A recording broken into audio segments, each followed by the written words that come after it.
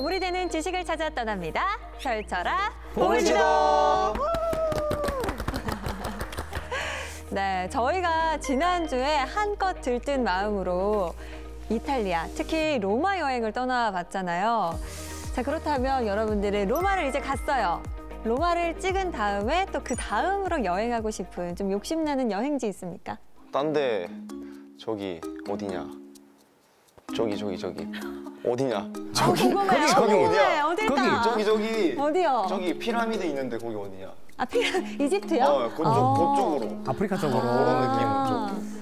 저도 중동 방향 쪽으로도 관심이 가네요. 또 가깝다 보니까. 그럼 두 분도 또 손잡고. 왜 또 자꾸 따라와요? 저는 기타 들고 따라오니까요. 자꾸 따라다니려 그래. 나 가는데. 아유, 정말.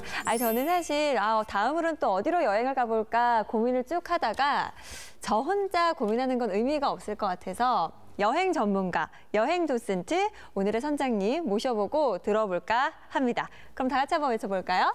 선장님 나와주세요. 와, 도슨트다. 안녕하세요. 반갑습니다.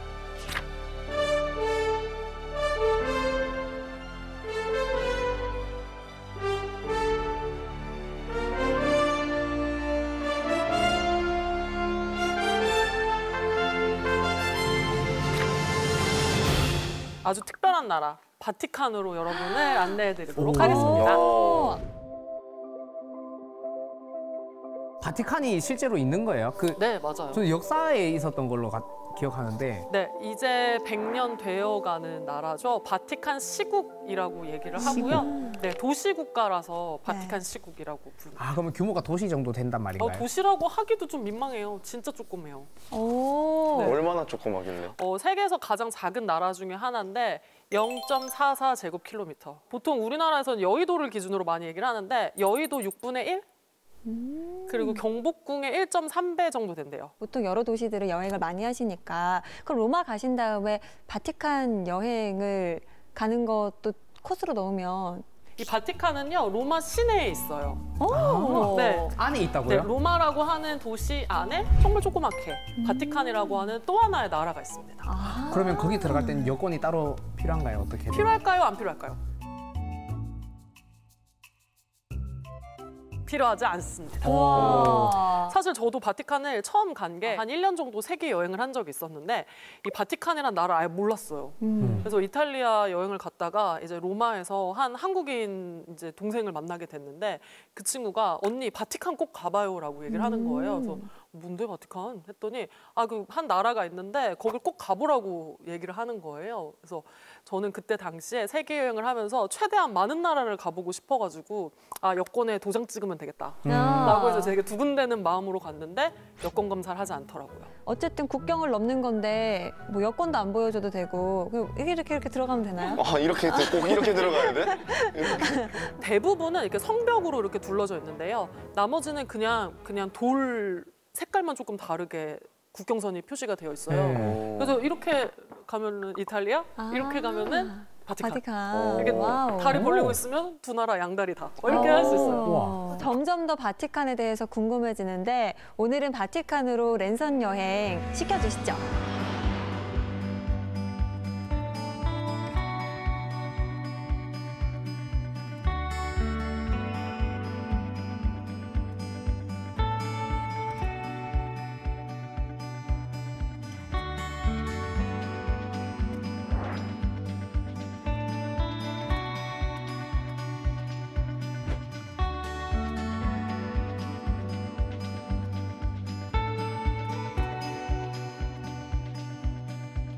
이 바티칸, 일단 이 바티칸이라고 하는 나라는요, 이름부터가 좀 독특하죠.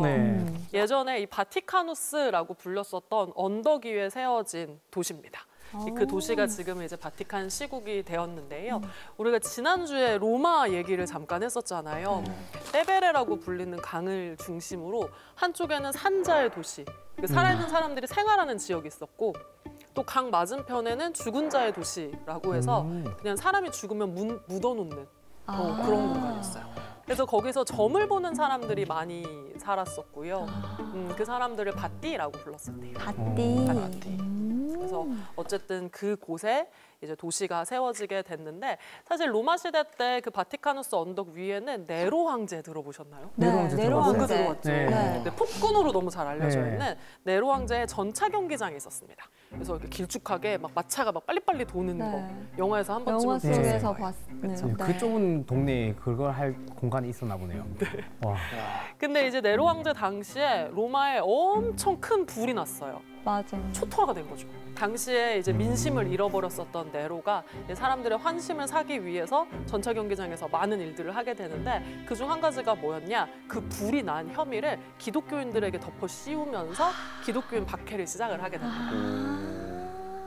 그때 그 네로의 전차 경기장에서 많은 사람들이 죽임을 당하게 됐는데 네. 그 중에서 가장 잘 알려진 사람이 여러분이 한 번쯤은 들어봤을 수도 있는 예수의 제자인 베드로예요. 베드로. 베드로. 오, 베드로 드로 형. 뭔가 들어보셨죠? 네. 근데 사실 베드로는 유대 지금의 이스라엘 땅에서 그리스도의 제자로 거기서 살고 있었거든요. 근데 이제 그리스도가 죽고 이후에 베드로는 포교를 하기 위해서 로마로 오게 됐고요. 그때 네로 황제 당시에 순교를 당하게 되죠. 이 베드로는 나의 스승이신 그리스도와 똑같은 모습으로 죽을 수 없다 하면서 십자가에 거꾸로 매달려서 순교를 당한 것으로 알려져 있습니다. 그거로 매달리기 더 어려울 것 같아. 그쵸. 네. 지금 저 모습인 거죠? 네, 저거는 이제 로마 시내에서 볼 수 있는 베드로의 순교라고 하는 까라바쪼라고 하는 이제 바로크 시대의 화가의 그림입니다. 근데 보면은 베드로가 막 위험 있는 성인이나 와 그리스도의 제자 대단하다라는 느낌으로 그려진 게 아니라 여느 평범한 동네에서 사람. 볼 수 있는 평범한 할아버지의 모습이죠. 그래서 아마 저 그림을 본 사람들은 아, 베드로도 뭐 우리와 별반 다를 바 없는 사람이었겠구나 하면서 많이 마음이 아프지 않았을까 생각합니다. 그리고 베드로가 죽었다고 알려져 있는 그 자리 위에 네. 이제 교회가 세워지게 됐고요. 나중에 그 터 위에 세계에서 가장 큰 성당이 세워지게 되는데 그게 바로 바티칸 시국 안에 있는 성 베드로 대성당입니다. 저희 성 베드로 대성당 배웠어요. 배웠잖아요, 인욱 씨. 네, 배웠어요. 가물가물? 기억나죠? 바로 지난 시간, 지지난 여기 시간. 어디 이쪽에 있을 거예요. 그렇죠. 네. 아마 설명을 해주시면 기억이 나실 거예요. 네, 그래서 베드로를 기념하기 위한 성당은 전 세계에 뭐 수도 없이 많이 있죠. 근데 아마 가장 큰 연관이 있는 곳이 아닐까 싶습니다. 네. 그리고 이제 로만 카톨릭에서는 베드로를 일대 교황이라고 인정을 했거든요. 그래서 이제 교황이 통치하는 바티칸 시국. 그래서 일대 교황부터 지금 이 시대의 교황까지 그 계보를 이어 내려오고 있는 곳을 바티칸이라고 그러면 말씀드릴 수 있겠죠. 대통령이란 개념이 없고 교황이 여기서 네, 국가 왕이- 원수예요. 아. 신기하죠. 네. 그래서 이 바티칸은요 시민들이 이 성직자들로 대부분 이루어져 있습니다. 아.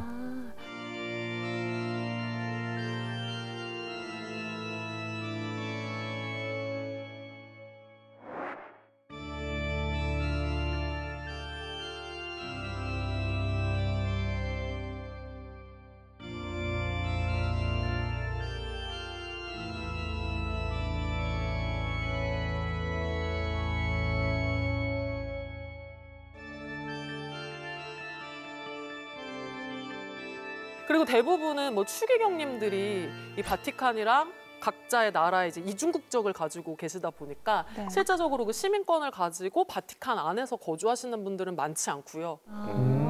그래서 거기서 좀 일을 하시는 분들이 시민권을 갖고 계신 분들도 있고 또 하나는 그 나라가 성직자들로 이루어진 나라다 보니까 이 국방, 이 방위를 할 수 있는 군사가 없잖아요. 네. 그렇죠. 그래서 그거는 다른 나라에서 용병을 데려다가 운영을 하고 있습니다. 어느 나라 사람이게요? 한국 사람. 한국. 훌륭하죠? 이탈리아. 이탈리아 미군. 아닙니다. 아닙니다. 되게 연관성이 없을 것 같은 나라인데요. 바로 스위스예요. 스위스. 네, 스위스. 한때 이 종교개혁 이후에 로마에서 대약탈이 일어납니다. 그러니까 신교와 구교가 이제 맞붙게 되는데요. 그때 이제 신교에서 막 쳐들어와서 네. 교황청이 위태위태하고 네. 막 이제 교황님이랑 막 사람들 다 흩어져서 도망갈 때 스위스 사람들만 끝까지 남아서 지켜줬다고 해요. 그래서 그때부터 신임을 얻어서 이제 스위스 용병군이 지금 바티칸의 국방을 책임지고 있습니다. 그래서 이 바티칸은 좀 되게 특수한 나라라고 나라라고 말씀을 드릴 수 있는데 우리가 그 나라를 마음대로 다닐 수는 없어요. 들어갈 때는 네. 여권 없이 마음대로 가도 네. 되잖아요. 그러니까 이렇게 우리가 가면 그냥 들어갈 수 있는 곳은 네. 이 바티칸 박물관, 그리고 베드로 대성당, 그리고 광장 이렇게 세 군데만 갈 수 있고요. 사실 뭐 나라다 보니까 있을 건 다 있습니다. 제가 네. 바티칸의 지도를 한번 보여드릴게요. 너무 귀엽죠? 이게 한 나라의 지도인 거잖아요. 거의 뭐 우리 동네 뭐 공원 지도보다도 작은 느낌. 그래서 저렇게 노란 색깔 건물이 바티칸 박물관, 그리고 빨갛게 칠해져 있는 곳이 성 베드로 대성당, 세계에서 가장 큰 성당이고요. 그리고 이제 사람들이 모일 수 있는 광장 이렇게 우리가 다닐 수 있습니다. 저기 갈색은 뭐예요? 갈색은 이제 부속 건물인데요. 이 건물들이 학교도 있고 병원도 있고 마트도 있고 있긴 있군요. 우체국도 있고. 집은 어디 있어요? 집? 집은요, 이 안에서 거주하시는 분들보다는 이탈리아에서 거주하시면서 출퇴근하는 왔다 갔다 거네요. 매일 나라를 오가시는 분들이 많죠. 아니 근데 추기경님들도 저기 거주 안 하세요? 거주하시는 분들도 계세요. 안에 그 사택, 아. 네, 사택이 있습니다. 교황께서도 저기서 사시고요. 그러니까 저희 그러면은 갈색 쪽 되어 있는 병원 있고 학교 있는 저쪽은 저희는 못 가겠네요. 저는 네. 그 시민권 가지고 계신 분이 한번 데리고 간 적이 있어서 들어가봤어요. 어때요? 똑같아요. 근데 마트에 들어갔는데 네. 거기는 유럽이 세금이 되게 비싼 걸로 잘 알려져 있잖아요. 네. 근데 바티칸 안에서는요, 면세래요. 와. 그래서 거기서 너무 일하시는 좋다. 분들은 월급 받을 때 세금을 안 낸다 하더라고요. 와. 네, 그래서 저기서 제가 이렇게 마치 진짜 면세점 온 것처럼 친구를 통해서 화장품을 좀 와, 사야죠, 샀습니다. 사야죠. 사야죠. 네. 그래서 안에 나름 뭐 라디오 방송국도 있고 기찻길도 있고 오. 우체국도 있고 오. 있을 건 다 저 있습니다. 조그마한데 이게 다 있네요. 네. 네, 그래서 입법, 사법, 행정의 모든 것을 잘 갖춘 나라라고 보시면 되고요. 근데 다만 이 바티칸의 영토가 너무 작잖아요. 네. 너무 근데 이제 바티칸이 전 세계 외교관을 가장 많이 보낸 나라기도 하거든요. 전 세계에 성당이 있고 전 세계의 성직자분들이 계시니까. 그럼 이제 그분들이 뭐 이제 오고 가는 공간이라던가 사무실이라던가 이런 자리가 없잖아요. 네. 그래서 어떻게 하냐면은 이 바티칸 외에 로마 시내에도 건물들이 여럿 있습니다. 지점을 놔두는 네. 거네요. 그런 다음에 거기다가 바티칸 깃발을 딱 꽂아 놓으면은 네. 거기는 바티칸의 영토예요. 와, 바티칸의 영토는 정말 특이하네요. 그렇죠.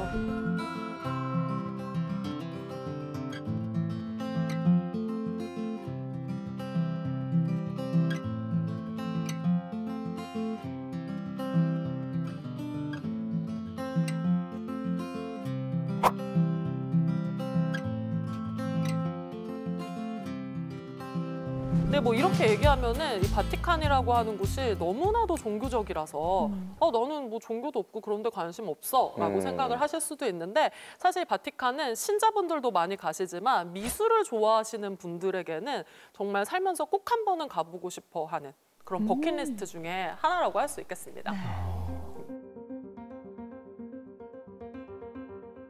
산타 할아버지인데. 사진 속에 있는 저분은요, 네. 1500년대 초반에 교황이셨던 율리오 2세, 줄리우스 2세 교황님이십니다. 교황님 인상이 어때요? 조금 암울해 보이세요. 암울해 보이세요? 네, 조금 불만이 근심이 조금 있어 보이세요. 좀 약간 고집스러워 보이지 않으십니까? 모든 게 네. 마음에 들어 하지 않은 표정. 보통 우리가 교황님이라고 생각하면은 네. 막 인자하게 사람들 이렇게 막 손을 흔들고 되게 막 이렇게 기도하고 막 이렇게 말씀을 전하고 할 것 같지만 율리오 2세 교황님의 별명은요, 군사 교황이었어요. 군사와 교황이라는 단어가 너무 안 어울리는데요. 그쵸. 네. 그래서 자기가 직접 말 타고 칼 들고 나가서 영토를 확장하는 데 힘쓰셨던 분이시기도 하고 오.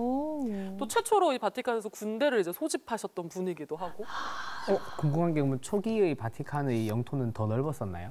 그때는요, 바티칸이라고 하는 이만큼의 영토가 아니라 교황령이라고 불렸습니다. 그래서 뭐 교황님의 권력이 강할 때는 로마를 넘어서 엄청 큰 영역을 차지할 때도 있었고요. 또 줄어들었다가 커졌다가 이렇게 바뀌게 된 거죠. 저 율리오 2세 교황님은 또 예술에도 정말 관심이 많았어요. 저 교황께서 재위하실 때가 르네상스라고 하는 시대였습니다. 르네상스 뭔가 들어봤죠? 네, 이거 지난 수업 문화의- 때도 나왔었어요. 그래요? 네. 그럼 뭐죠? 르네상스가? 문화예술이 꽃피울 때입니다. 이야, 맞습니다. 인문학의 그냥 꽃이라고. 예, 맞습니다. 르네상스는 이제 신중심 사회에서 인간 중심 사회로 변화되면서 이제 인간을 위한 예술, 인간을 알고자 하는 욕구들이 막 일어났던 때라고 보시면 될 것 같은데요. 그때 예술에 너무 관심이 많으셨던 분이 율리우스 교황님입니다. 그래서 당대 최고의 예술가들을 불러다 놓고 이제 교황청을 꾸미게 한 거죠. 저분이 그리고 또 한 업적 중에 하나가 뭐였냐면 제가 지금 세계에서 가장 큰 성당이 성 베드로 대성당이라고 말씀드렸잖아요. 저분이 시작하셨어요. 아, 시작을 저분이 하셨군요. 네 살아생전에 세계에서 가장 큰 성당 한 번. 그래서 르네상스 시대에 이제 시작이 돼서 바로크 시대의 왕궁이 된 그런 건물이죠. 그래서 너무 무리하게 크게 지으려다가 뭐 종교 개혁이 일어나기도 하고 뭐 네, 많은 사건 사고가 맞아요. 생기기는 했죠. 율리우스 교황님 얼굴을 꼭 한번 기억을 해보시면 좋을 네. 것 같아요. 우울한 사람.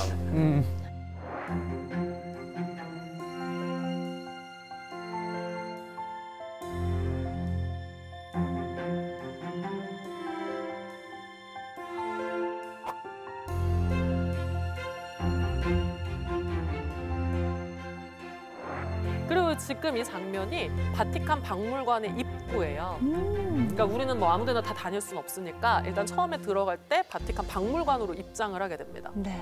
일단 우리가 오늘 크게 두 사람의 작품을 깊이 있게 살펴보려고 하는데 네. 일단 그 두 사람이 지금 보이는 사진 위 문에 앉아 있어요.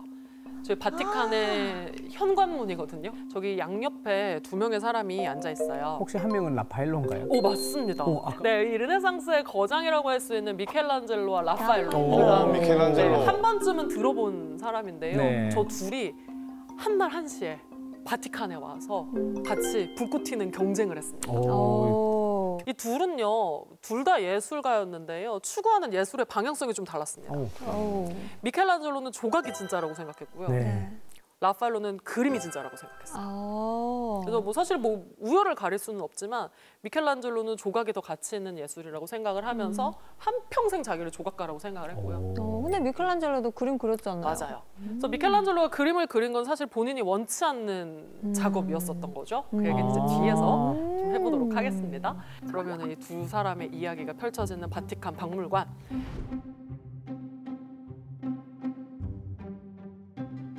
안에 들어가시면은 정말 볼거리가 너무 많아요. 와.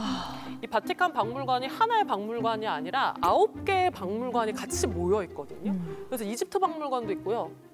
또 메소포타미아와 관련된 이제 근동의 중근동의 그런 유물도 있고 세트로 돼 있네요, 이렇게. 네, 이렇게 여러 개의 방이 있습니다. 그래서 음. 뭐 동전 박물관, 우표 박물관, 마차 박물관, 뭐 별별 박물관이 다 있어요. 어떻게 보면은 이 바티칸 박물관 안에 있는 그 소장품들이 이 교황궁에 있는 것들이고 교황님이 뭐 선물을 받았거나 아니면 예술가한테 시켜서 뭐 그렸거나 이런 거다 보니까 사실 우리 같은 일반인이 볼 수 있는 장소는 아니거든요. 그렇죠. 그렇죠. 근데 지금은 이제 뭐 입장료만 내면 들어가서 볼 수 있는 이제 그러네. 모두에게 공개된 공간이 되었는데 그 시작이 있게 해준 조각이 바로 저 조각입니다. 아, 라오콘 군상. 네, 라오콘 군상. 네, 군상은요 여러 사람이 같이 있는 거를 이제 군상이라고 얘기를 하고요. 라오콘은 어느 나라 사람이었냐면은 트로이 사람이었어요. 트로이. 아, 뭔가 들어봤죠? 트로이 목마. 아, 맞습니다. 그건 내가 본 영화다. 이 트로이 목마 안에 네. 이 병사들이 막 들어있었잖아요. 네. 근데 그 사람들이 이제 방심한 틈에 목마에서 나와서 트로이를 멸망시키지 않습니까? 근데 이렇게 목마를 들여놓으면은 트로이가 위험해진다는 사실을 알고 있었던 사람이 바로 저 라오콘이었어요. 라오콘은 신관이었습니다. 그러니까 신의 예언을 듣는 사람이었던 거예요. 그래서 이 목마가 뭔가 심상치 않다는 것을 알고서 이거 들여놓지 말자고 얘기를 했었어요. 근데 말하면 안 되잖아요. 네. 네. 그렇죠. 근데 이미 신들이 이제 계획을 해놓은 거였는데 감히 그 신들의 계획을 발설한 벌로 이제 죽임을 당하게 됩니다. 근데 결국 뭐 어쩔 수 없이 라오콘도 죽고 이제 트로이도 멸망을 하게 됐는데요. 이 라오콘이 받았던 벌이 인간이 겪을 수 있는 가장 큰 아픔 눈앞에서 자식을 죽이는 거예요. 너무 잔인하다. 너무 슬프죠. 그래서 지금 두 아들이 뱀에 물려가지고 그래서 지금 이 옆구리를 콱 물어서 독이 이제 퍼져나가고 있는데요. 잘 보시면은 이 라오콘의 옆구리가 막 근육이 막 울퉁불퉁해 있어요. 이 독이 퍼져나가고 있는 게 고스란히 보이는 거죠. 아, 저게 근육이 아니라 독이 퍼져나가는 이제 거예요? 근육이 막 꿈틀꿈틀 아. 하고 있는 모습인데 저 조각이 언제 만들어졌냐면 기원전 150년경에 만들어진 것으로 추정을 합니다. 기원전 150년 네. 전에 저 정도의 정교한 조각이 나오나요? 그러니까 2000년도 더 된 조각이거든요. 근데 뭔가 해부학적 지식이 완벽하게 그러니까요. 있었구나라는 걸 알 수 있게 해주죠. 와. 저 조각은요, 그리스 시대 때 만들어지고 나서 너무 멋있잖아요. 네. 그러니까 지금 우리가 봐도 놀라운데 당시 사람들은 저 깜짝 놀랐겠죠? 네. 그래서 당시에 백과사전이라고 할 수 있는 박물지에 저 조각에 대해서 상세하게 기록이 있었어요. 아, 다 볼 순 없고. 그러니까 뭐 이런 것들이 라오콘이라는 조각이 뭐 그리스의 3인방 조각가가 만들었다. 막 이렇게 기록이 남아 있었는데 네. 저 라오콘이 사라졌습니다. 사라졌어요? 네. 아무래도 이제 중세 시대 때는 이제 신중심의 사회다 보니까 이런 저런 조각은 우상이다. 아. 이교도의 신상이다라고 여겨져서 뭐 파괴가 되거나 아니면 땅 속에 묻어놓거나 하면서 이제 잊혀졌었던 거죠. 그렇게 아주 오랜 시간 동안 라오콘이 이제 전설로만 남아 있었었는데 저게 언제 발굴이 되냐면 1506년에 이 로마의 한 포도밭에서 나옵니다. 포도밭에서요? 네, 그래서 농부가 이렇게 밭을 일구다가 와. 저게 나왔으니까 얼마나 깜짝 놀랐겠어요. 근데 이거 살살살살 잘 파보고 나니까 그렇게 전설로 전해지고 있었던 바로 라오콘이었던 거예요. 아. 그래서 라오콘이 나왔다는 얘기를 듣자마자 버선발로 뛰쳐나온 사람이 있었습니다. 와이프. 라파엘로. 아까 그 교황님이에요. 율리오. 산타 할아버지. 네, 율리우스 교황님이 이 라오콘이 나왔다는 소식을 듣고 버선발로 뛰쳐나왔다고 합니다. 당시에도 버선을 신고 계셨어요. 맨발? 그때 같이 발굴에 참여했었던 사람이 바로 미켈란젤로예요. 미켈란젤로. 네. 그래서 전해지는 이야기에 따르면 여러분 지금 라오콘을 잘 보시면 오른쪽 어깨가 좀 훼손이 되어 있는 거 보이세요? 네. 네. 그래서 땅 속에 오랫동안 파묻혀져 있다 보니까 뭐 머리, 팔, 다리 이런 데가 부서져서 이제 발굴이 되는 경우가 많아요. 그래서 팔이 없으니까 좀 아쉽잖아요. 네. 그래서 율리오 2세 교황께서 이제 많은 조각가들을 데려다 놓고 팔 붙여봐라. 복원 한번 해봐라. 라고 얘기를 합니다. 그때 대다수의 조각가들이 생각했었던 라오콘의 팔의 모습은 이렇게 팔을 뻗고 있는 모습이었어요. 멋있잖아요. 원래 이렇게. 이야, 뭐 이렇게. 그렇죠. 근데 한 명만 반대를 했다고 해요. 미켈란젤로구나. 맞습니다. 미켈란젤로는 인간의 몸에 대해서 너무 잘 알고 있었거든요. 근데 여러분 뱀이 옆구리를 콱 물면 어떻게 되겠어요? 팔이. 아이고, 팔이. 그러잖아요. 그렇죠. 찔렸는데 하고 있을 수 없지. 맞아요. 그래서 팔이 구부러져 있었을 것이다라고 생각을 했는데 미켈란젤로의 의견은 묵살이 되고요. 이 뻗은 팔의 모습으로 복원이 됩니다. 그냥 우선 보기에 좀 멋있고 화려한. 네, 르네상스 시대는 가장 완벽하고 이상적인 것을 추구하던 시대다 보니까 이 라오콘의 이런 모습이 더 멋지다고 생각을 했었던 것 같아요. 이렇게 복원이 되고 나서 모작들이 많이 생기게 되거든요. 그래서 이렇게 뻗은 팔로 복원을 해놓은 모작들이 루브르 박물관에도 있고 우피치 미술관에도 있고 이렇게 다 팔을 뻗고 있어요. 근데 여러분 나중에 한 400년 정도 지나간 후고요. 진짜 팔이 나왔습니다.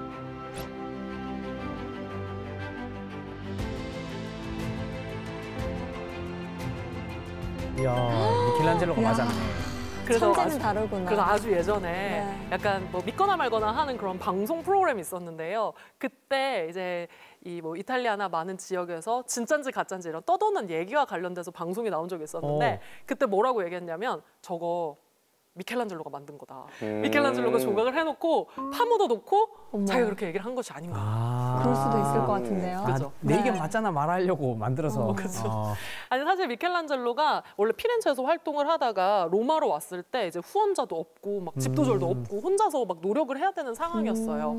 그때 이제 고대 조각이라고 이렇게 그럴싸하게 조각을 만들어 놓고 막 이렇게 옷물 묻히고 분유 묻히고 해서 땅에 파묻어 놨다가 이제 시간이 지나면 좀 부식이 되잖아요. 네. 그거를 이제 고대 조각이라고 속여판 적이 있었거든요. 전적이 있었네요. 그래서 라오콘도 그런 게 아닌가라는 이야기가 있습니다. 전과자였네. 그리고 미켈란젤로 콧대가 엄청 높아가지고 웬만해서 이제 조각과 관련해서는 다른 사람의 작품을 인정을 하지를 않는데 이제 라오콘을 보고서는 내가 뛰어넘을 수 없는 단 하나의 산이다 라고 얘기를 했기 때문에 혹시 그러니까 납득을 드렸을 혹시. 수 있다. 네, 알 수 없습니다. 오. 네. 어쨌든 그래서 이걸 교황님이 갖고 온 거예요. 네. 그러니까 사람들이 이제 기록으로 남아 있어서 라오콘을 다 보고 싶어 했는데 이게 교황청에 있으니까 우린 못 보잖아요. 네. 그래서 막 보여달라면 난리가 났습니다. 그래서 기록에 뭐라고 나와 있냐면은 사람들이 저 라오콘이 보고 싶어서 밤잠을 설쳤대요. 그래서 이제 율리우 2세 교황님이 그래 그러면 같이 볼까 하면서 대중에게 라오콘을 공개하기 시작을 하면서 지금 우리가 여행하고 있는 바티칸 박물관의 역사가 시작이 된 거예요. 그러니까 되게 고마운 조각이죠. 그러네요.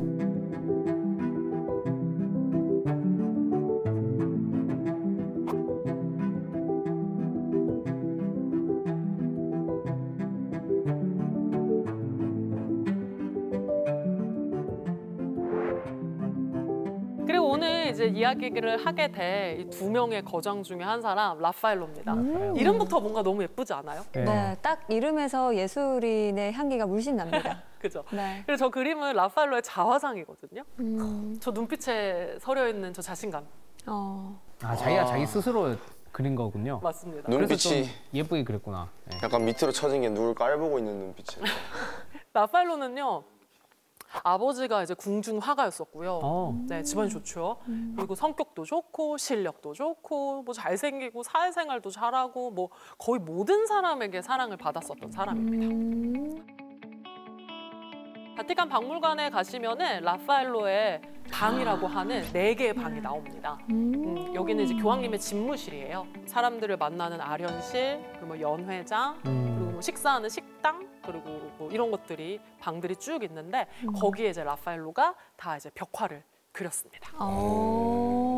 내면의 벽에 다 라파엘로가 그린 거예요? 그러니까 우리가 직접 가서 그림을 보는 곳에 벽화를 라파엘로가 그렸기 때문에 네. 여러분이 서 있는 그 자리가 라파엘로가 서 있었던 그 자리인 거예요. 그래서 조금 다른 박물관들이랑은 좀 남다른 기분을 느낄 수 있는 곳이라고 할 수 있겠죠. 이 4개의 방 중에 가장 중요한 방을 이제 서명의 방이라고 부릅니다. 사인? 네, 사인. 이 교황님의 서명은 정말 역사를 좌지우지할 수 있을 만큼 중요한 의미를 가지고 있었던 때에 그 서명의 방 안에다가 이 라파엘로라고 하는 정말 이 우르비노에 있는 한 시골에서 온 청년이 그림을 그리게 된 거고요. 그때 그렸던 그림이 아테네 학당이라고 하는 너무 중요한 그림이에요. 그래서 이 그림은 사실 막 철학자들이 많이 등장을 해서요. 네. 뭐 우리 도덕책, 윤리책, 뭐 철학책 꼭 등장을 하는데 책에서는 요만하게 나와서 우리가 그 그림의 크기를 가늠을 할 수는 없습니다만 엄청 커요. 벽에 그려져 있으니까. 아테네가 어디의 도시인지 아세요?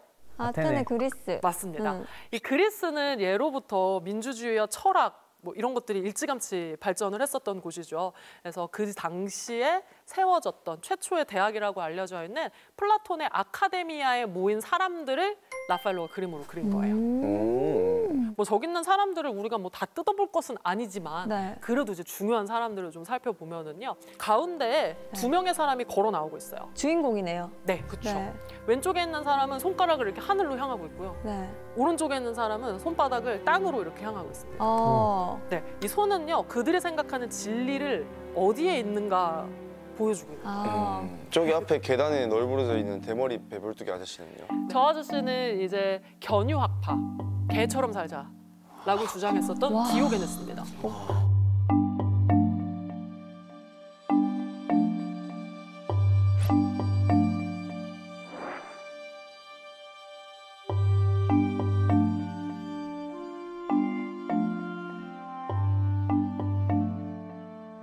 자, 다시 두 사람으로 돌아오면은요. 손을 하늘로 향하고 있는 사람은 이데아. 플라톤. 오, 정답입니다. 이데아. 그래서 이상 세계를 중요하게 생각을 했습니다. 그래서 우리가 정신적인 사랑을 할 때도 저 사람의 이름을 따잖아요. 네, 플라토닉 러브. 플라토닉 러브. 네. 플라토닉 러브. 들어보셨나요? 네. 그 오른쪽에 있는 사람은요. 플라톤의 네. 제자였는데 스승이랑 생각이 달랐어요. 오. 이상 세계가 아니고 이 실생활에서 진리는 계속 변하고 발전한다. 라고 했던 아리스토텔레스. 맞습니다. 아리스토텔레스. 공부 좀 했다. 플라톤 아리스토텔레스까지는 압니다. 왼쪽에 이렇게 쑥색깔 옷을 입고 막 열변을 토하는 사람이 있어요. 저 사람도 철학자인데요. 오히려 그 사람의 철학은 우리가 잘 모르는데 그 사람의 아내가 나쁜 사람이라고 너 자신을 알라. 소크라테스. 소크라테스. 맞습니다. 뭔가 누군지는 모르지만 들어는 봤던 네, 이제 그런 이름을. 사람들이, 그러니까 온갖 천재들이 저기 다 모여 있는 겁니다. 그러니까 너무 재밌는 게 뭐냐면요, 라파엘로가 저기에 저 사람들을 다 불러다가 놓고 내가 빠질 수 없지 라고 해서 자기 얼굴을 그렸어요. 이야. 어디 있지? 찾아보실래요? 어디 있을까? 벽 안에 그려놨네요 혹시? 저기 오른쪽 기둥에 저기 있다, 저기 있다. 까만 색깔 베레모 쓰고 우리 쳐다보고 있는 네. 아까 그 자화성 속의 얼굴 네. 똑같죠? 이야. 네, 그래서 라파엘로가 우리를 바라보고 있습니다. 제가 아까 전에 라파엘로가 사회생활도 잘한다고 말씀드렸잖아요. 그 라파엘로가 앞에, 자기 앞에다가 세워놓은 하얀 색깔 옷을 입은 사람은요, 원래 여기에 그림 그리기로 되어 있었던 사람이에요. 라파엘로가 교황님의 명령으로 그 스승의 그림을 없애고 자기 그림을 그릴 수밖에 없었던 거죠. 네, 소도마라고 하는 화가입니다. 소도마. 그러니까 이제 어떻게 보면 쫓겨난 거잖아요. 그 화가는. 네. 너무 서운해하지 마시고. 밀려났다. 아 우리 스승님도 배려? 똑똑이 중에 하나로 네, 네. 배울 게 많아요, 라파엘로가. 사회생활 진짜 잘하네. 배려심이. 이 르네상스 시대에는 사람들이 예술에 대한 중요성을 인식하기 시작을 하면서 그냥 뭐 단순히 뭐 뭔가를 만들어내던 이 사람에서 이제 예술가로서 장인들을 인정해주는 새로운 시대가 열린 게 르네상스거든요.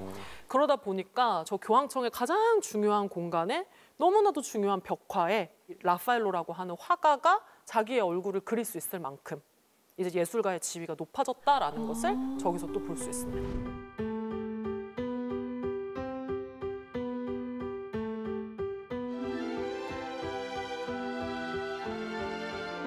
여러분 저기 일단 저 건물들이 그려져 있는 거는요, 당시 건설 중이었었던 베드로 성당이에요. 저 어디예요? 뒤에 건물로 표현되어 있는 곳이. 아. 그러니까 율리오 2세 교황님이 저기에서 이제 베드로 성당을 짓고 있고, 라파엘로는 여기 와서 그림을 그리고 있고, 또 미켈란젤로도 옆에서 작업을 하고 있고, 그 이제 모두 동시다발적으로 일어났었던 그런 역사의 장소가 이곳입니다. 그리고 라파엘로가요, 이렇게 막 승승장구하면서 이제 교황궁을 꾸밀 정도면은 최고의 예술가로 인정을 받은 거잖아요. 네. 근데 참 안타깝게도 라파엘로는요, 빨리 죽었어요.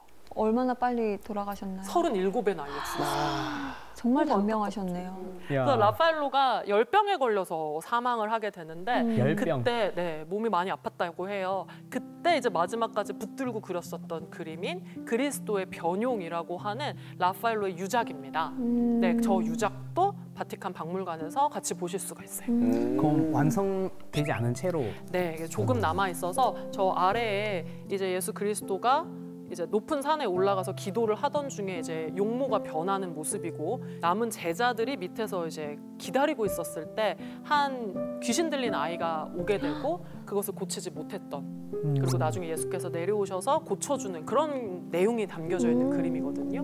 그래서 저 제자들의 모습은 이제 라파엘로 이제 공방에서 있었던 제자들이 완성을 하게 되고요.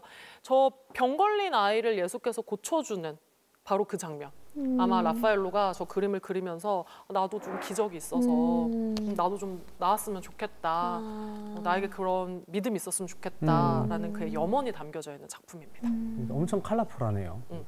그리고 또 하나 재밌는 건, 우리가 지난 시간에 로마의 건축을 얘기를 했었는데, 라파엘로가 죽을 때 그의 소원이 뭐였었냐면은 나를 판테온에 묻어주세요였어요.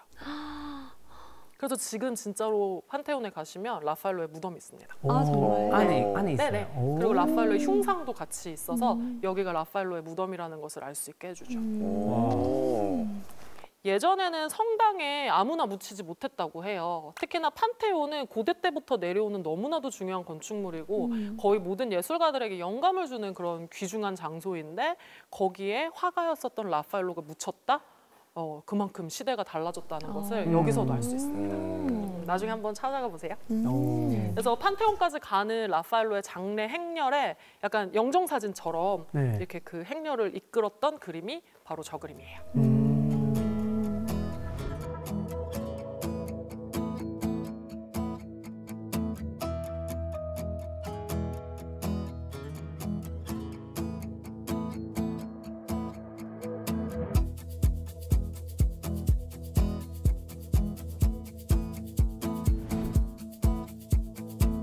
바티칸의 주인공이라고 할 수 있는 사람이 미켈란젤로입니다. 미켈란젤로. 네. 네. 미켈란젤로는요, 되게 못생겼던 걸로 유명하대요.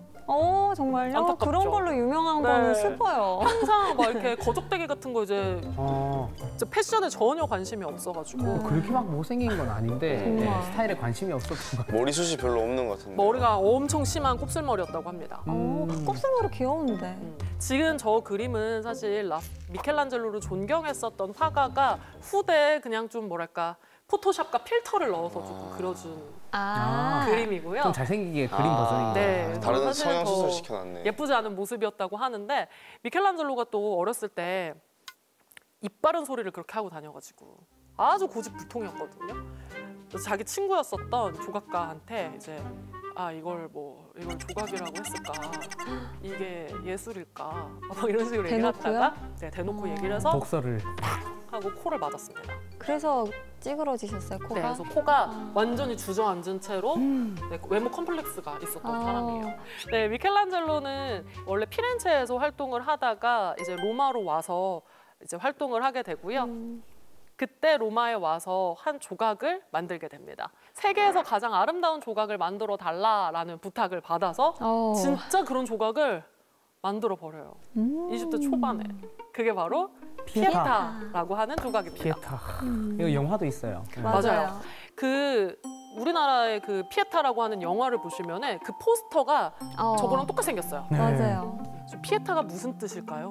그 엄마가 죽은 아이 안고 있는 그 네, 정확한 뜻은 잘 모르겠어요. 맞습니다.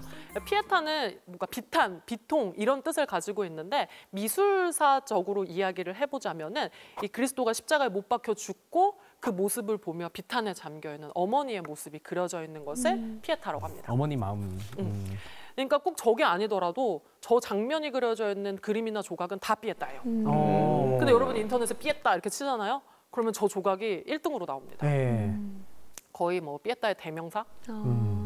여러분 보통의 조각가들은요 저렇게 2명 이상의 사람들이 나오면은 아까 라오콘도 마찬가지예요. 네. 라오콘 따로 아들들 따로 해서 이렇게 이어붙이는 경우가 많이 있습니다. 근데 저 조각은요 미켈란젤로가 하나의 통대리석을 가지고 만든 거예요. 한 돌로.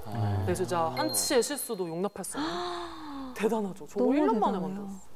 1년 만에 만들었어요? 와. 천이라든지 이제 마리아가 쓰고 있는 거라든지 이게 결이 너무 잘 살아 있어서 저는 그게 너무 신기해요. 어떻게 저렇게까지 만들 수 있었을까? 그쵸. 네. 그리고 이제 성경에 보면은 신이 첫 번째로 인간을 만들 때 흙으로 사람의 형상을 빚었다라고 되어 있는데 그렇게 형상을 만드는 예술을 진짜라고 생각을 하는 거예요. 그러니까 자신은 신이 내린 조각가, 신의 사명을 감당하는 조각가라는 그런 자부심과 신념이 있었던 사람입니다. 대단한 사람이에요.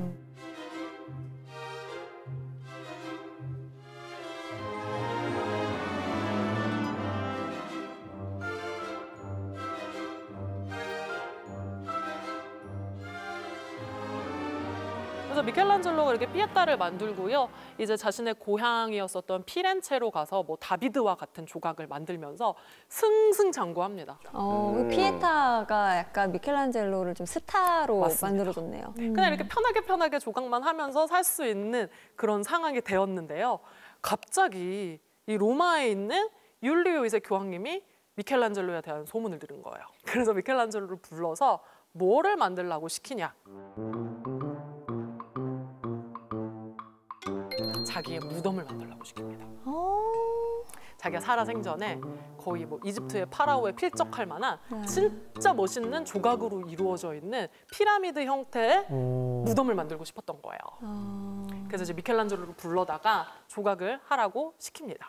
미켈란젤로스는 너무 영광스러운 일이잖아요. 이 신의 대리자를 위해서 내가 조각을 한다? 이거 평생 내가 월급 따박따박 받으면서 일할 수 있겠는데? 싶어가지고 아주 기쁜 마음으로 오게 됐는데 당시 그 무덤만 공사를 하는 게 아니라 또 세계에서 제일 큰 성당 지어야 되잖아요. 네. 돈 쓸 데가 너무 많은 거죠. 네. 그래서 이제 미켈란젤로의 무덤 작업은 점점 뒷전으로 밀려나게 됩니다. 네. 그래서 미켈란젤로가 굉장히 상심을 해서요. 이 로마를 떠나버려요. 그래서 교황께서 다시 미켈란젤로를 갖다 놓고 아니야, 다시 잘해보자. 라고 하면서 미켈란젤로에게 말도 안 되는 일을 시키는데 바로 시스티나 소성당이라고 하는 전혀 소하지 않은 엄청 큰 성당을. 성당의 천장에 그림을 그리라고 시킵니다. 여러분 제가 아까 얘기했죠. 미켈란젤로는 그림을 좋아하지 않았어요. 네. 조각이 진짜라고 생각했거든요. 그리고 보통 저런 성당의 벽화나 천장에다가 그림을 그리려면은 프레스코라고 하는 진짜 어려운 기법으로 그림을 그려야 돼요. 압착화 같은 네. 건가? 우리 어렸을 때 학교 다닐 때 이 지점토나 찰흙이 이렇게 봉투 안에 담겨져 있잖아요. 네. 비닐 봉투 안에. 네. 그래서 그걸 까면은 좀 촉촉하죠. 예. 네. 거기다가 이제 물감을 칠하고 굳히면 그 색이 오래 가잖아요. 그게 프레스코입니다. 근데 저 시스티나 소성당이 얼마나 크냐면요. 가로가 한 45m 정도 됩니다. 엄청 큰데 미켈란젤로에게 와서 천장에 그림을 그리라고 하니까 하겠어요? 그러니까 아니, 심지어 이렇게 그려야 될 거 아니에요. 맞아요. 너무 힘들 싫었겠다. 것 같은데요. 그래서 미켈란젤로가 자꾸 못하겠다라고 하는데 우리 교황님 어떤 교황님? 전사 교황님 어쩔 수 없이 울며 겨자 먹기로 이제 천장화를 그리게 되는데요. 대신에 자기가 잘 못하는 모습을 아무에게도 보여주고 싶지 않았어요. 왜? 바로 옆에서 라파엘로가 그림 그리고 있는데 맞아. 그래서 완전히 비공개로 그림을 그리고요. 4년 6개월 동안 잠도 잘 안 자고 밥도 잘 안 먹고 거의 혼자서 고생고생해서 그림을 완성을 하게 된 게 바로 천장화입니다. 와. 그리는다고 또 그려버렸죠. 그 천장화를요 가서 보시면은요 20m 높이 위에 있어가지고 사실 잘 보이지는 않습니다. 예. 내 같으면 위에 잘 안 보이는 데는 대충 그렸을 것 같은데. 네, 그렇죠. 네. 그런데 미켈란젤로는 역시 거장이라고 할 만한 게 잘 보이지 않음에도 불구하고 너무 섬세하게 그림을 그렸습니다. 이 많은 분들이 저 그림을 천지창조라고 많이들 이야기를 천지창조, 하는데요. 네. 저 그림 안에 일부의 천지창조의 그림이 있기는 합니다만 이 전체적인 내용의 천지창조는 정말 일부고 일부고. 이 내용을 다 합하면 예수 그리스도의 탄생을 예고하는 구약성서의 내용이 조금씩 녹아들어 있어요. 그럼 그 중에 제일 유명한 게 그 손 뻗는 그림. 맞습니다. 네, 아담의 창조라고 불리는 바로 이 장면. 네, 손 뻗는 거. 네. 여러분 저게 이제 아담의 창조라고 하는 이 전체적인 그림의 일부인데요. 저 그림 너무 유명하죠. 네. 왜일까요? 그 한때 짐 캐리 브루스 올마이트 영화에서도 저걸 패러디해서 나왔고, 예, 제 친구도 합성해서 제 얼굴 놓고 아마 한 적도 있었거든요. 아 그래요? 근데 머리가 기실 때는 좀 느낌 나요. 네. 신의 손에서 아직 생명이 다 깨어나지 않은 아담의 손으로 생명이 전달되는 그 찰나를 포착을 한 겁니다. 근데 손이 아직 안 닿은 게 중요한 거예요. 그 뭔가 이 가장 인류사에서 중요한 시작이 델랑말랑하는 그 순간이 시점을, 담겨져 예. 있는 거죠. 사실 이 전까지 아담의 창조라는 주제는 정말 많이 그려졌어요. 뭐 중세 시대 때도 뭐 항상 허구한 날 그려졌었던 주제인데 그때 당시만 하더라도 그냥 이렇게 신이 이렇게 뭐 보좌나 좋은 데 이렇게 딱 앉아가지고 뭐 이렇게 손가락을 가르친다든지 말을 한다든지 하면 이렇게 아담이 깨어나는 그런 모습으로 그려졌었거든요. 계속 무한히 반복되는 모습으로 그려졌었는데 이 미켈란젤로라고 하는 예술가가 자신이 생각한 자신의 창의성을 가지고 손과 손이 만나는 이 절묘한 모습으로 아름답게 표현을 한 겁니다. 정말 대단하긴 하네요. 그쵸. 네. 그러니까 이제 예술가의 창의성이 인정받는 시대가 열렸음을 저기서도 볼 수가 있는 거죠.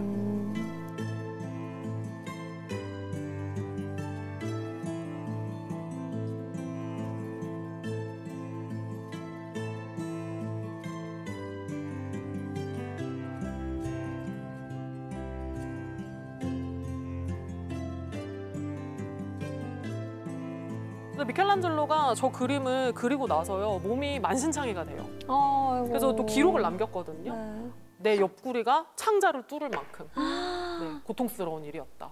그러니까 매일 이렇게 뭐 힘들었겠다. 15시간씩 한다고 네. 생각을 하면 또 물감이 이제 얼굴로 자꾸 떨어지니까 뭐 피부병에 여기 눈도 좀 침침해지고 하면서 이제 좀 장애를 얻게 됩니다. 그래서 전해지는 이야기에 따르면은 네. 이 미켈란젤로의 천장화가 공개가 됐을 때 라파엘로가 와서 봤대요. 잠깐 그 미켈란젤로가 자리를 비운 사이에 네. 라파엘로가 봤을 때 그때 미켈란젤로를 향한 뭔가 경쟁심, 시기심, 미워하는 마음 이게 다 사라지고 이제 존경심으로 바뀌었다라고 얘기를 더 이상 했다는. 디스를 못 하게 됐네요. 그쵸. 네. 정말 저걸 보고 나면은 어떻게 뭐 할 수가 없을 것 같아요. 저 같아도. 딱 보자마자 인정. 인정. 예, 오케이. 네. 니마 인정. 이젠 조각도 잘해. 어. 그림도 잘 그려. 어. 진짜 뭐 범접할 수 없는 어마어마한 넘사벽이 인물이 된 됐네요. 거죠. 넘사가 네. 된 거죠, 소위. 네. 자, 그렇다면 여러분은 이 작품을 완성하시고 나서 뭘 하시겠어요? 네, 당당하게 휴가를 요구하고 휴가 갈 것 같습니다. 모든 병을 얻었다면서 쉬어야지. 네, 미켈란젤로는 저 작품을 완성하고 그동안 하지 못했었던 조각. 정말 조각을 다시 열심히 하고요. 거리가 느껴지네요. 건축에도 뛰어들어서 건축도 하고 가끔씩 그림도 그리고 하면서 이제 예술 활동을 펼쳐 나가게 됩니다.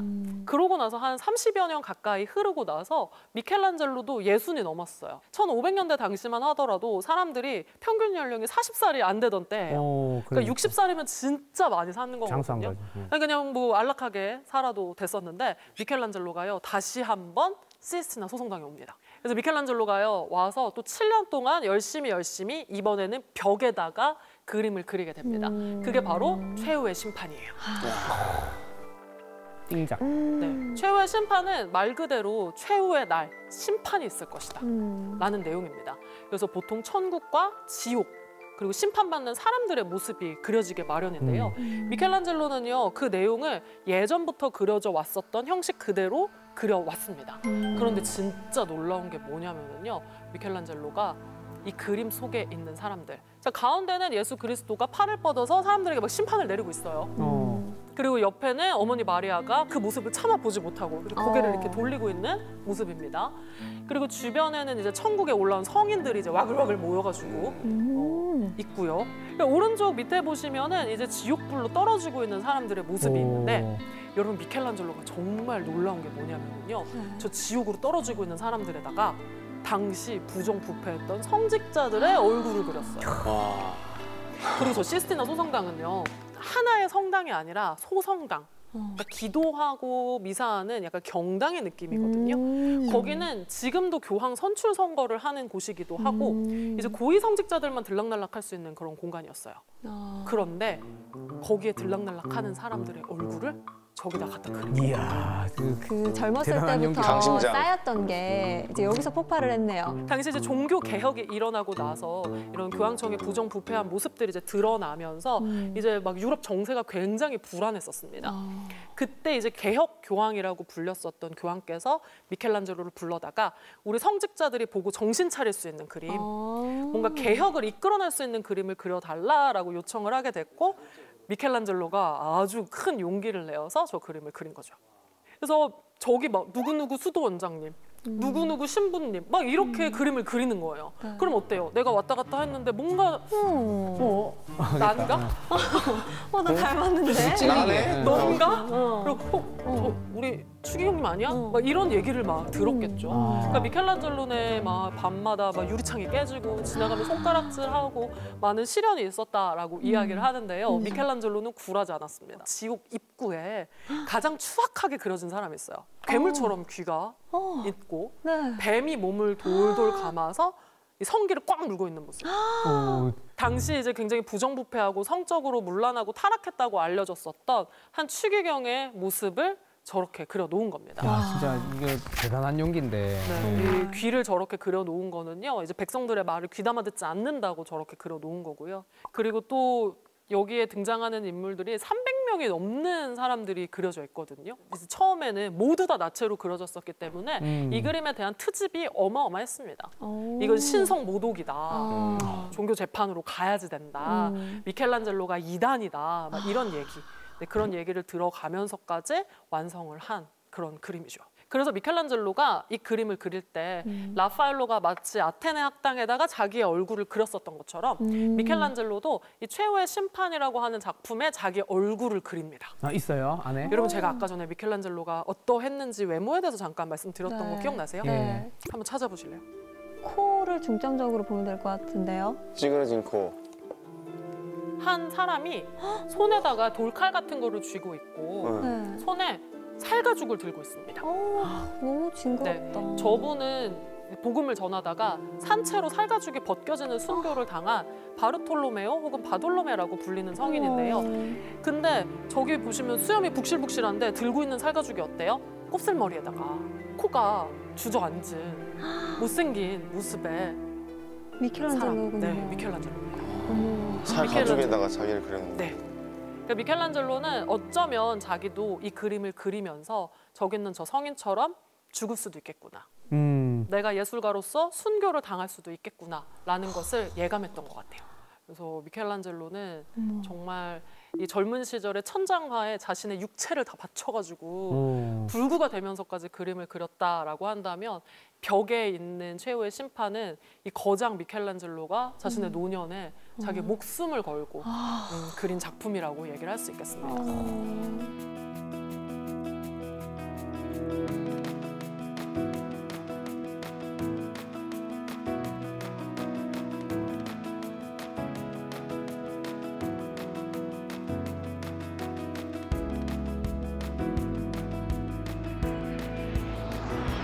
그래서 이 바티칸이라고 하는 곳은요, 뭐 지금도 많은 영향력을 가지고 있죠. 정말 매일매일이 정말 역사책의 한 페이지가 되는 그런 곳이 바티칸이라고 할 수 있겠습니다. 알겠습니다. 아니 사실 우리 인욱 씨 같은 경우에도 여행 가면 우리 꼭 사야 되는 거 있잖아요. 그죠. 여행 가면은 거기에서 조금 사와야 될 기념품 같은 게 있는데 여기는 가면 뭘 사와야 될까요? 사실 여기는 성당 다니시는 분들은 성물을 많이 사시기도 하고요. 미켈란젤로의 그림이 그려져 있는 엽서나 포스터도 정말 많이 사세요. 정 사고 싶긴 하다. 근데 사실 우리가 여행을 다니면은 그게 다 짐이잖아요. 네. 네, 그래서 저는 바티칸에 갈 때마다 하는 게 뭐냐면 바티칸 안에 우체국이 있어요. 그래서 바티칸의 우체국에서 거기서만 파는 바티칸 우표를 받아서 이렇게 엽서를 써서 한국으로 보내면 이 세계에서 가장 작은 나라에 이 소인이 찍혀서 옵니다. 우리나라에 딱 도착했을 때 받아보면 맞아요. 그때 여행하는 기분도 들 것 같고 오늘 또 여행 꿀팁까지 얻어갑니다. 네, 오늘 선장님이랑 정말 바티칸 여행을 구석구석 제대로 해본 기분이었거든요. 그렇다면 오늘 강의 또 한마디로 정리를 해주셔야죠. 이 바티칸은요, 예술가들의 삶과 작품 세계를 직접 경험해 볼 수 있는 장소라고 이야기를 할 수 있을 것 같습니다.